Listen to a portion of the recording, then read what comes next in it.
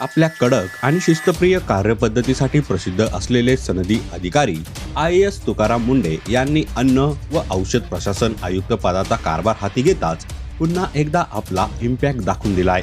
पदभार स्वीकारल्यानंतर अवघ्या 3 दिवसातच मुंढे थेट ॲक्शन मोडमध्ये आले असून त्यांनी राज्यभरात अन्न व औषध प्रशासनाशी एक विशेष धडक मोहीम सुरू केली आहे।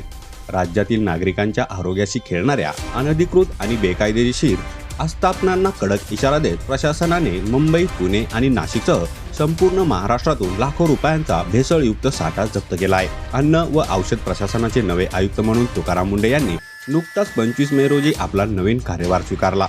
पदभार हाती घेताच त्यांनी राज्यातील जनतेच्या आरोग्याला प्राधान्य देत सर्व विभागातील अधिकाऱ्यांना तातडीने धाडी व जप्तीची विशेष मोहीम राबविण्याबाबत कडक निर्देश दिले होते।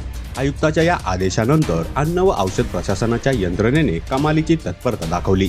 त्यानंतर मुंबई, कोकण, पुणे, नाशिक या सर्वच विभागामध्ये नागरिकांच्या आरोग्याशी खेळ करणाऱ्या भेसळखोरावर, प्रतिबंधित गुटखा विक्रेत्यावर, अस्वच्छ अन्न उत्पादकावर आणि नियमभंग करणाऱ्या आस्थापनाविरोधात एकाच वेळी धडक कारवाई सुरू करण्यात आली। तुकाराम मुंढे यांच्या निर्देशानुसार अन्न सुरक्षा अधिकाऱ्यांनी राज्यातील विविध संशयास्पद भागामध्ये मोठ्या प्रमाणावर छापे टाकले।